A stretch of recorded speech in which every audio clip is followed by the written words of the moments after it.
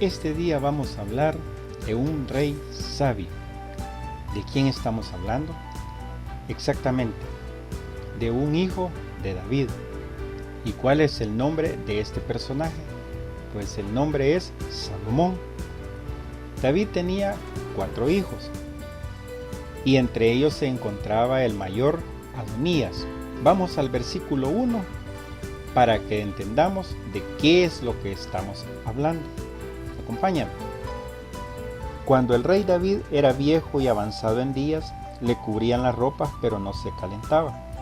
Le dijeron por tanto sus siervos: busquen para mi señor una joven de buen parecer, Abisag.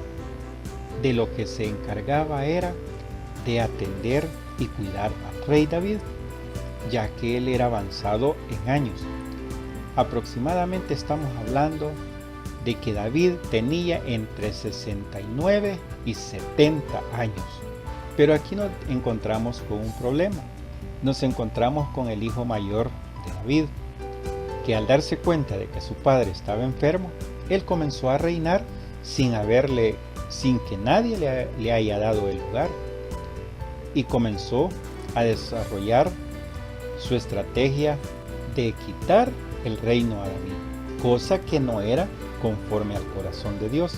Vamos al versículo 5 para que conozcamos qué es lo que sucedió y cuáles eran los personajes que se mezclaron con él para poder tomar un lugar en el reino. Entonces Adonías, hijo de Huit, se rebeló diciendo: yo reinaré, y se hizo de carros y de gente de a caballo y de 50 hombres que corriesen delante de él. Su padre nunca le había entristecido en todos sus días con decirle: ¿por qué haces así? Además, este era de muy hermoso parecer y había nacido después de Absalón. Aquí encontramos el complot que había armado en el versículo 7. Veamos quiénes son estos personajes. Y se había puesto de acuerdo con Joab, hijo de Sarvia. Joab era el militar, y con el sacerdote Abiatar, los cuales ayudaban a Adonías. Abiatar era el sumo sacerdote.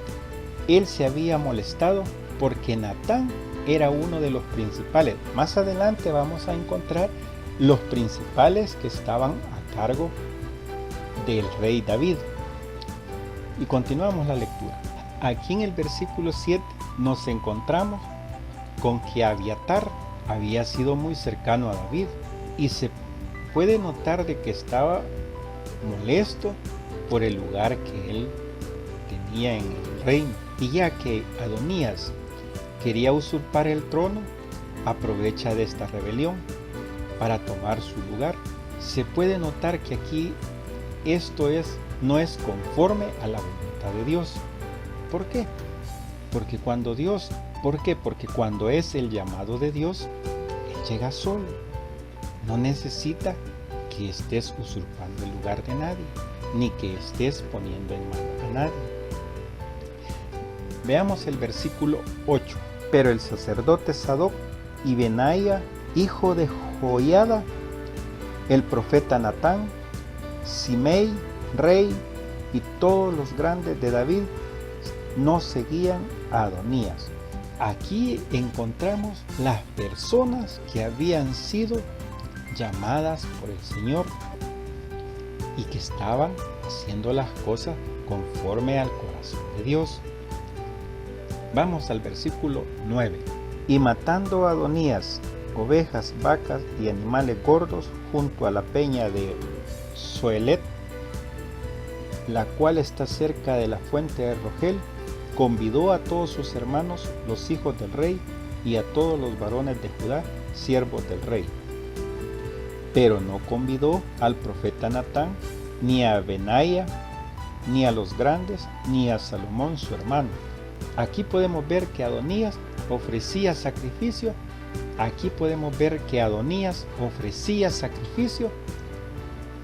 Con apariencia religiosa. ¿Y por qué decimos con apariencia religiosa? Porque eso se puede dar. Porque cuando es un sacrificio porque Dios lo ha ordenado o porque que es una petición, se hace conforme a la voluntad de Él. Y Adonías en ningún momento Dios le había dicho al profeta de que fuera a decirle a Adonías que hiciera holocausto para él. Aquí en esto podemos notar que si Adonías hubiera sido rey en ese momento, usurpando el trono, hubiera sido la muerte del pueblo de Israel. ¿Por qué? Porque no era la voluntad de Dios, ni mucho menos conforme al corazón de Dios, ni estaba en los planes de Dios. Palabras de Jesús, Juan 10:10. El ladrón no viene sino para hurtar y matar y destruir, y yo he venido para que tengan vida y para que la tengan en abundancia. De que Adonías lo que estaba haciendo, en vez de beneficiar al pueblo, lo que él estaba beneficiando a su carne.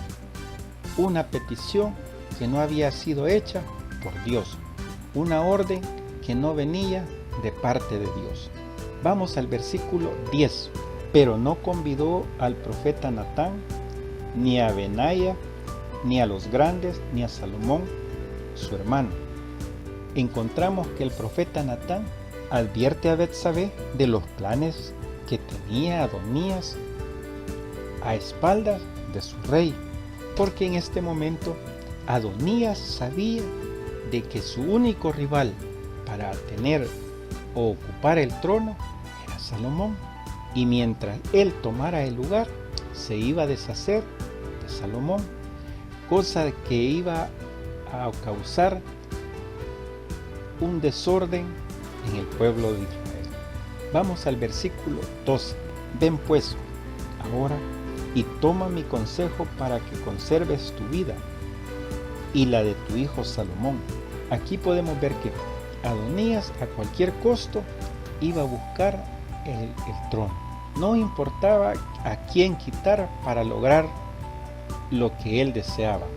Aquí estamos viendo la naturaleza pecaminosa, la naturaleza carnal. Aquí no había nada en Adonías del Espíritu Santo. El Espíritu no estaba dentro de Adonías. Vamos al versículo 15. Entonces Betsabé entró a la cámara del rey, y el rey era muy viejo, y Abisag sunamita le servía. Aquí vemos una escena donde Betsabé entra al aposento del rey para recordarle una promesa que él había hecho en su momento. Vamos al versículo 17. Y ella le respondió: Señor mío, tú juraste a tu sierva por Jehová, tu Dios, diciendo: Salomón tu hijo reinará después de mí, y él se sentará en mi trono. Vamos al versículo 18. He aquí ahora Adonías reina, y tú, mi señor, hasta ahora tú no lo sabes. Y aquí encontramos en el versículo 19 que él ya había hecho, Adonías había hecho un sacrificio. Ha matado bueyes y animales gordos, muchas ovejas, y ha convidado a todos los hijos del rey, al sacerdote Abiatar y a Joab, general del ejército, mas a Salomón tu siervo no ha convidado. Vamos al versículo 21. De otra manera sucederá que cuando mi señor el rey duerma con sus padres, yo y mi hijo Salomón seremos tenidos por culpables. En el versículo 22 nos encontramos que el profeta Natán apoya la petición de Betsabé. Mientras aún habla ella con el rey, he aquí vino el profeta Natán, y dieron aviso al rey diciendo: he aquí el profeta Natán, el cual cuando entró el rey se postró delante del rey, inclinando su rostro a tierra. Y dijo Natán: Rey, señor mío, has dicho tú: Adonías reinará después de mí, y él se sentará en mi trono. Aquí estamos viendo de que el profeta Natán le hace una pregunta al rey David. Aquí le habla fuerte el profeta Natán para que entendiera el rey David y no autorizara eso que iba a suceder. Vamos al versículo 28. Entonces el rey David respondió y dijo: llamadme a Betsabé. Y ella entró a la presencia del rey y se puso delante del rey. Vamos al versículo 29. Y el rey juró diciendo: vive Jehová, que ha redimido mi alma de toda angustia, a como yo te he jurado por Jehová Dios de Israel, diciendo: tu hijo Salomón reinará después de mí, y él se sentará en mi trono en lugar mío, que así lo haré hoy.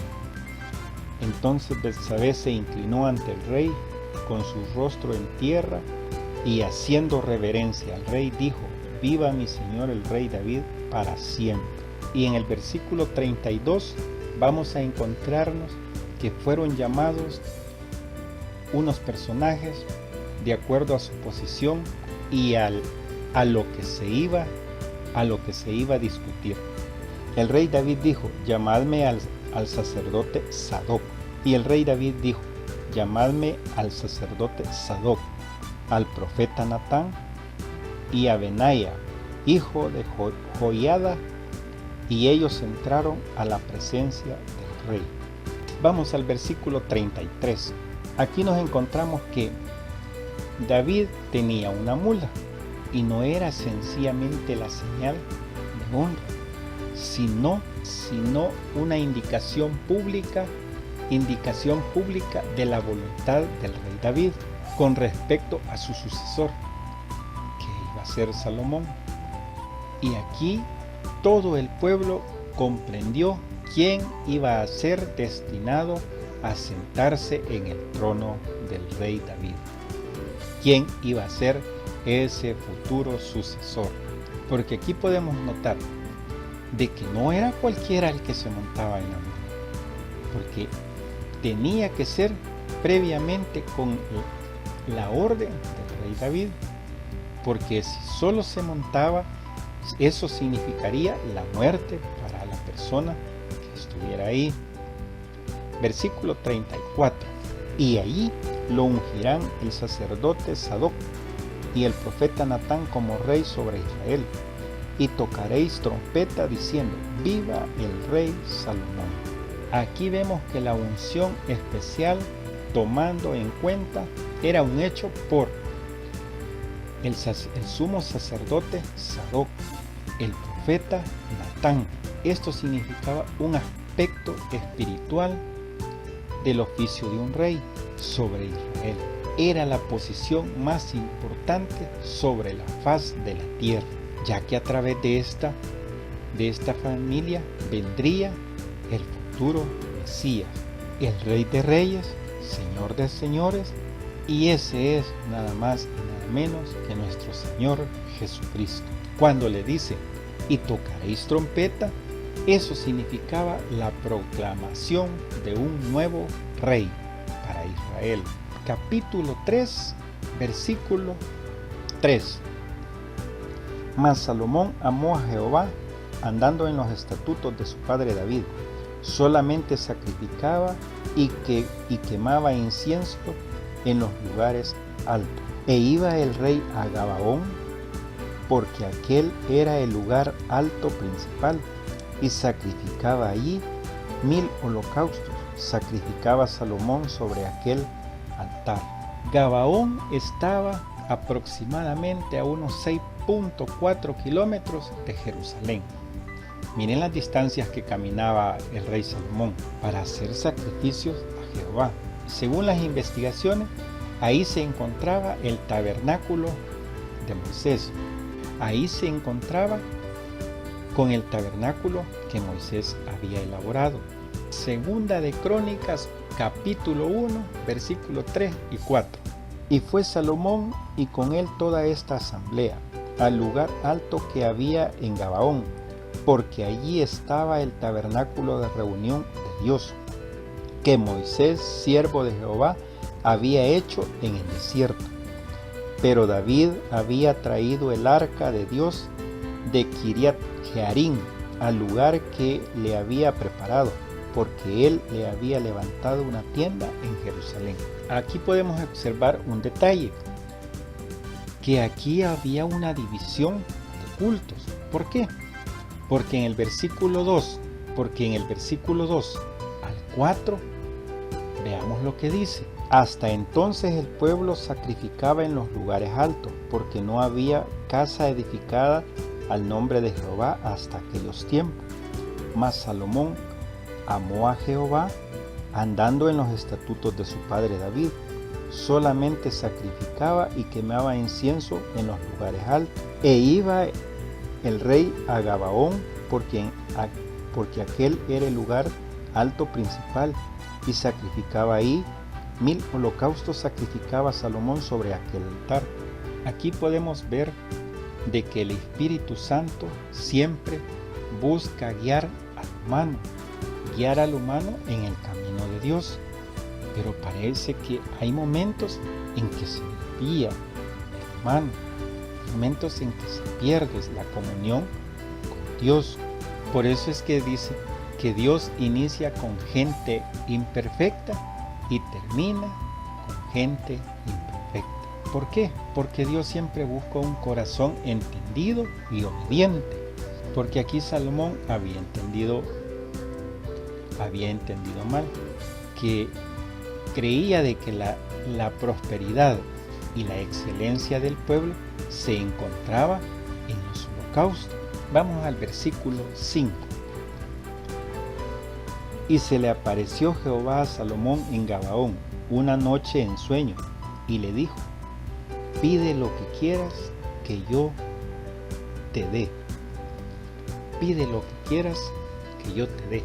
Aquí podemos notar de que el sacrificio que Salomón hacía no era de un día, sino que era de muchos días. Necesitaba muchos días para hacer este tipo de sacrificio. Y por eso dice de que se le apareció el Señor en sueño. Vamos al versículo 6. Y Salomón dijo: tú hiciste gran misericordia a tu siervo David, mi padre, porque él anduvo delante de ti en verdad, en justicia y con rectitud de corazón para contigo. Y tú le has reservado esta tu gran misericordia, en la que diste hijo que se sentase en su trono, como sucede en este día. Vamos al versículo 7. Fueron aproximadamente 20 años. Ahora pues, Jehová Dios mío, tú me has puesto a mí, tu siervo, por rey en lugar de David mi padre, y yo soy joven y no sé cómo entrar y salir. Versículo 8. Aquí aproximadamente Salomón tenía 20 años aproximadamente en este momento. Por eso es que no tenía idea cómo iba a guiar al pueblo de Israel. Vamos al versículo 8 y 9. Y tu siervo está en medio de tu pueblo, al cual tú escogiste, un pueblo grande, que no se puede contar ni numerar por su multitud. Da pues a tu siervo corazón entendido para juzgar a tu pueblo y para discernir entre lo bueno y lo malo, porque ¿quién podrá gobernar este pueblo tan grande? Aquí encontramos de que Salomón le está pidiendo sabiduría a Dios. Mire, aquí este ofrecimiento fue muy interesante, porque otra persona hubiera pedido otra cosa, pero aquí él estaba haciéndose conforme al corazón de Dios. ¿Y cuál era lo más importante para Dios en ese momento? Era guiar al pueblo de Israel, porque a eso había sido Salomón encargado, guiar a su pueblo. Y en el versículo 10, miren qué interesante cuando uno hace las peticiones conforme al corazón de Dios. Vamos al versículo 10. Y agradó delante del Señor que Salomón pidiese esto. Y le dijo Dios: porque has demandado esto y no pediste para ti muchos días, ni pediste para ti riquezas, ni pediste la vida de tus enemigos, sino que demandaste para ti inteligencia para oír el juicio. Aquí encontramos en el versículo 12 el grado de sabiduría que Dios le iba a entregar a Salomón, porque prefirió cómo cómo guiar al pueblo a preferir a que le entregara a sus enemigos en sus manos. Versículo 13. Y aún también te he dado las cosas que no pediste, riquezas y gloria, de tal manera que entre los reyes ninguno haya como tú en todos tus días. Aquí nos encontramos en este versículo 13 algo muy interesante, que por la petición de Salomón, el pueblo pasó por un buen periodo de tiempo, que fue una nación muy poderosa sobre la faz de la tierra. Y esto fue gracias a la petición que fue hecha por el rey Salomón en su momento. Aquí nos encontramos que fueron aproximadamente 60 años que el pueblo de Israel pudo tener tranquilidad y paz sobre sus tierras. Ahora hagámonos la pregunta a nosotros. Si Dios nos dice qué es lo que queremos, qué es lo que vamos a pedir, recuerda, tiene que ser conforme al corazón de Dios. Si podemos ver aquí en el profeta, podemos ver aquí en el rey Salomón, que lo que pidió fue nada más una cosa: sabiduría. Y eso fue añadido más en su adición. Ahora te pregunto, tú ya tienes salvación, lo demás es añadidura. Ahora, ¿qué tan cerca del corazón de Dios estamos? Pide sabiduría, lee la Biblia. Aquí encontrarás todo lo que tú necesitas. Aquí encuentras los ejemplos, cómo llegar al corazón de Dios. ¿Qué es lo que no le agrada? ¿Qué es lo que le agrada? ¿Cómo puedes estar más cerca de Él? En tus manos y en las mías está la distancia que deseamos estar. En estos momentos de tribulación, de dificultad, en estos momentos de desiertos personales, medita a dónde quieres estar, o a qué distancia de Dios quieres estar. Aunque es tarde, no esperes a que te llegue la dificultad. Prepárate. Es más agradable pasar la dificultad sabiendo que tú conoces a Dios, a que estar en la dificultad y no conoces a Dios, al verdadero Dios. Así es que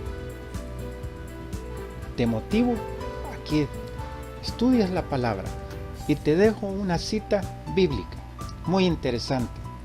Oseas 4:6. En este capítulo, esto iba dirigido a las 10 tribus. ¿Por qué? Porque se habían portado mal. Estaban pasando por una dificultad muy grande, como la que tú y yo podemos estar pasando. ¿Y todo por qué? Vamos al versículo 6 de Oseas. Mira lo interesante de este versículo. Vamos a Oseas 4:6. Mi pueblo fue destruido porque le faltó conocimiento. Por cuanto desechaste el conocimiento, yo te echaré del sacerdocio. Y porque olvidaste la ley de tu Dios, también yo me olvidaré de tus hijos. Dice, porque olvidaste la ley de Dios. Cristiano, tú y yo nos olvidamos de la palabra de Dios. Nos olvidamos de los mejores ejemplos que Él nos había dejado. Nos olvidamos la forma de estar más cerca de Él. ¿Por qué no nos agrada leer la palabra? ¿Por qué preferimos mejor un chiste? ¿O por qué preferimos mejor los memes? Y no preferimos leer la palabra. Yo sé que no es fácil leer su palabra, pero poco a poco te debes gozar en la palabra de Dios. Y aquí vas a encontrar la manera de estar más cerca de Dios. No esperes a que te llegue la dificultad o la calamidad para buscar de Dios. Es mejor conocer al Dios antes de la dificultad, porque las pruebas las vamos a tener siempre, cristianos y no cristianos. Pero lo más interesante del cristiano es porque conoce al Dios que vence las dificultades. Y lo más interesante de eso es que si morimos, vamos con el Señor. Y si vivimos, seguimos con el Señor. O sea, nunca perdemos tomados de la mano de Dios. Te motivo a que inicies este día a leer la palabra de Dios y busca el mejor método para aprender. Y acércate más a Dios. La iglesia eres tú.